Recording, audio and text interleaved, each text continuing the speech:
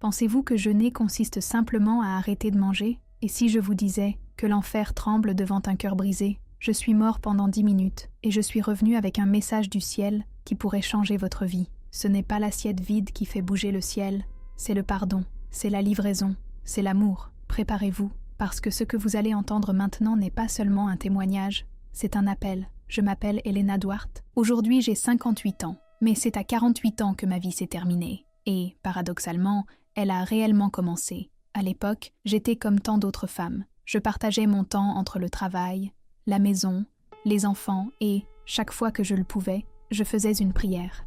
Mais à l'intérieur, quelque chose s'estompait. Mon âme était épuisée.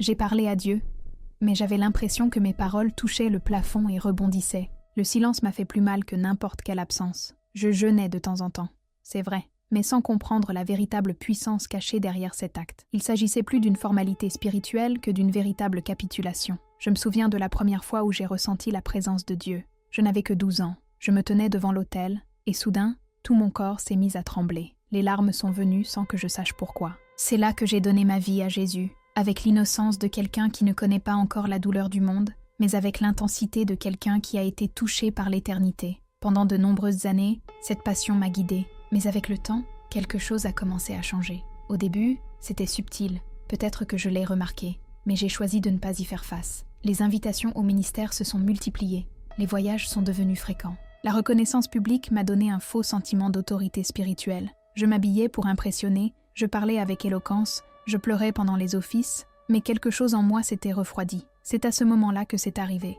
Un accident de voiture, un instant, et tout s'est effondré. La prochaine chose que je savais, c'est que j'étais hors de mon corps. Et c'est là, au seuil entre cette vie et l'éternité, que j'ai entendu une voix, non pas avec mes oreilles, mais avec mon âme. Elle a dit, « Il y a des batailles qu'on ne peut pas gagner avec des discours, ni avec l'apparence. Il y a des combats qui ne tombent que devant un cœur déchiré et un esprit abandonné. » Cette révélation m'a rappelé un passage de l'Écriture que je connaissais bien, mais que je n'avais jamais vraiment vécu.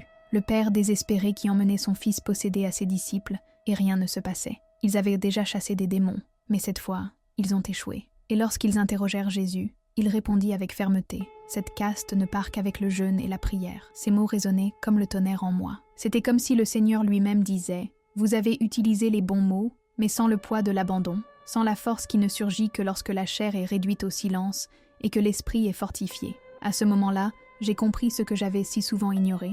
Prier ne suffisait pas. Il était nécessaire d'aligner le cœur, l'esprit et le corps dans une seule direction. Il fallait déchirer notre âme devant Dieu et dire « Prends tout, même les choses que je ne veux pas lâcher. » C'est là, entre la vie et la mort, que le centime est tombé. J'ai compris pourquoi tant de mes prières n'ont jamais quitté leur place. J'ai crié avec ma bouche, mais mon cœur avait toujours confiance en ma propre force. Et puis, le Seigneur m'a montré quelque chose que je dois partager avec vous. Il y a des batailles dans votre vie qui ne seront gagnées que lorsque vous combinerez un vrai jeûne avec une prière sincère. Les belles paroles ne servent à rien. Certaines chaînes ne se brisent qu'avec les genoux au sol et le cœur complètement abandonné. Il y a des murs qui ne tombent pas avec les cris, mais avec le renoncement. Il y a des forteresses qui ne s'effondrent que lorsqu'on choisit de quitter la surface et de plonger profondément dans la consécration totale. Tout ne peut pas être résolu par l'effort humain. Certaines guerres ne peuvent être gagnées que dans le domaine de l'esprit, et là n'entrent que ceux qui sont prêts à se vider complètement. Lorsque vous changez de posture devant Dieu,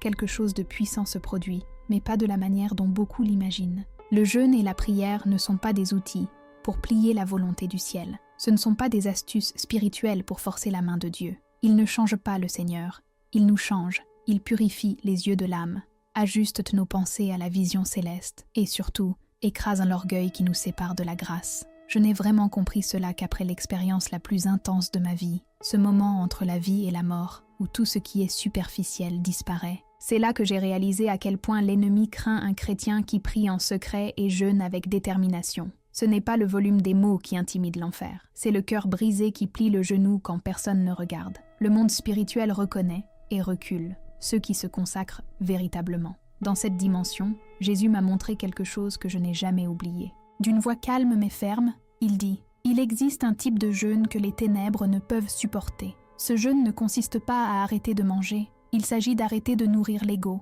la blessure, la fierté. C'est le genre de jeûne qui défait les alliances cachées, brise les chaînes silencieuses qui ont traversé les générations et ouvre enfin les cieux pour que les bénédictions affluent librement vers nous. » Devant lui, entouré d'une lumière qui ne venait pas du soleil, j'entendis quelque chose qui brûlait en moi comme un feu. Beaucoup de mon peuple jeûnent et prient, mais ils ne me cherchent pas de tout leur cœur. Et c'est à ce moment-là que la révélation s'est produite. Je l'ai bien vu. Beaucoup de gens jeûnent par habitude, comme s'il s'agissait d'un rituel vide de sens. Ils ferment la bouche, mais gardent le cœur plein de ressentiment, de distraction et de vanité. Ils tentent de faire taire la chair, mais ils nourrissent l'âme d'orgueil et d'inquiétude. Jésus m'a montré cela comme s'il s'agissait d'une scène vivante. Des gens qui jeûnent, mais avec les yeux vides et les esprits absents. Leurs prières montaient sans poids, sans vérité. En revanche, j'ai vu un autre type de jeûne, le jeûne qui touche le ciel. Un jeûne qui vient d'une profonde repentance, qui naît du désir de réconciliation, du pardon sincère, de la compassion pour ceux qui souffrent. Un jeûne qui ne concerne pas ce que vous retirez de votre assiette, mais ce que vous décidez de porter dans votre cœur. C'est à ce moment-là que le Seigneur m'a conduit à Isaïe 58. Les paroles de l'Écriture s'illuminèrent autour de moi, comme si elles étaient vivantes. « Pourquoi jeûnons-nous et tu n'y prêtes pas attention ?» Ils ont demandé. Et Dieu répondit tendrement, mais sincèrement, « Vous jeûnez pour vos propres intérêts. Vous jeûnez, mais vous vous battez toujours, vous vous disputez, vous éloignez votre cœur de moi. » Tout prenait sens. Ce n'est pas le jeûne qui vide l'assiette, mais celui qui vide l'ego. Il ne s'agit pas du nombre d'heures que vous passez sans manger, mais du nombre de larmes sincèrement versées. Dans cette éternité sous la forme d'un instant, c'est là que Jésus m'a trouvé.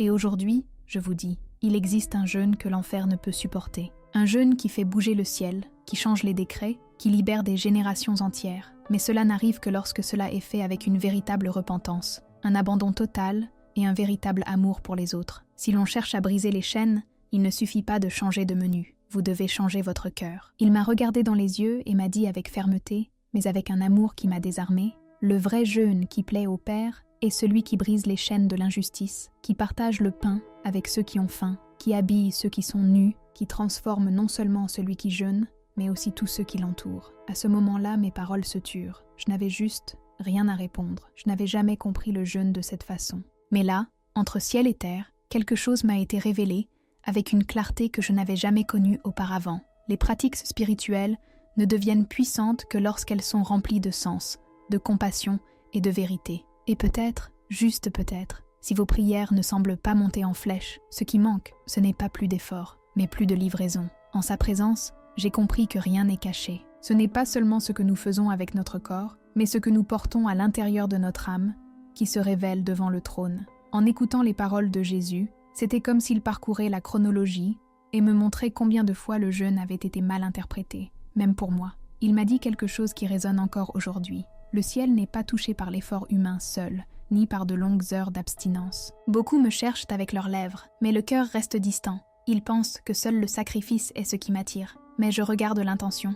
Je vois l'esprit avec lequel le genou est plié. Et puis, je l'ai vu. J'ai vu le monde spirituel réagir. Quand quelqu'un jeûne avec compréhension, avec humilité, avec un repentir sincère, une lumière s'allume dans l'invisible. J'ai vu des anges se libérer, des barrières s'effondrer, des chaînes se briser. Mais j'ai aussi vu le contraire. Des gens qui jeûnent avec une apparence de piété, mais avec un cœur endurci, rempli d'orgueil, de ressentiment et même de mépris envers ceux qui les entourent. Les yeux larmoyants, Jésus me dit « Le vrai jeûne n'est pas une excuse spirituelle. C'est un renoncement sincère. C'est quand quelqu'un se vide pour que je puisse le remplir. » Et puis, comme si j'avais été transportée dans les Écritures, Isaïe 58 s'est déroulé sous mes yeux, comme une scène vivante. J'ai entendu le Seigneur demander « Est-ce le jeûne que j'ai choisi ? Qu'un homme baisse la tête comme un bambou, se couvre de tissus et de cendres ?» Et la réponse est venue avec autorité. Le jeûne qui plaît à Dieu est ce qui dénoue les liens de la méchanceté, qui dénoue les jougs, qui libère les opprimés, qui partage le pain,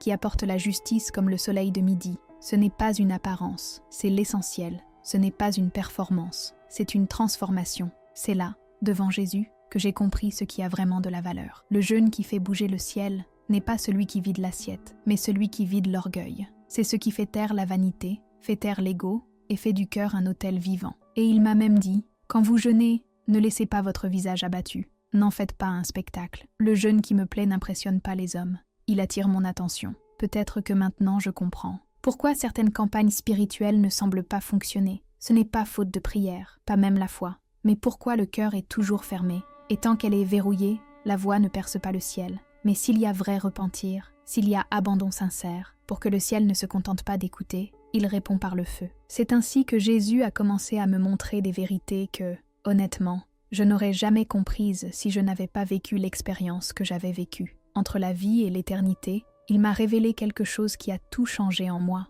Le vrai jeûne ne consiste pas seulement à arrêter de manger, c'est abandonner la fierté, c'est lâcher prise sur la douleur, c'est abandonner le contrôle. Le jeûne, il me l'a montré, est aussi briser les chaînes invisibles que nous imposons aux autres, souvent sans nous en rendre compte. J'ai vu des gens crier avec ferveur à la libération, prier avec des larmes et des voix étouffées, mais dans leur cœur, il y avait encore des chaînes, faites de paroles dures, de jugements silencieux, de chagrins enfermés sous clé dans leur poitrine.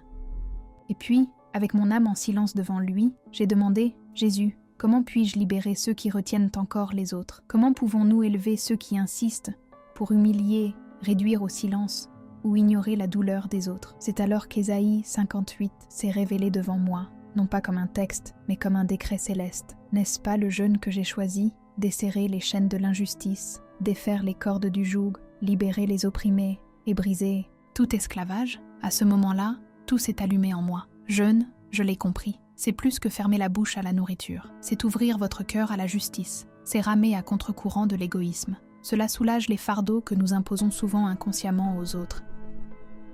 Et puis, il m'a montré quelque chose d'encore plus profond, quelque chose qui m'a fait frissonner. L'ennemi ne craint pas le jeûne superficiel. Il se moque de ceux qui arrêtent de manger, mais qui ont quand même le cœur endurci. Mais quand quelqu'un jeûne avec un vrai repentir, avec le vrai pardon dans le cœur, comme un désir sincère de voir les autres libres, l'enfer tremble, parce que ce jeûne porte le sceau du ciel.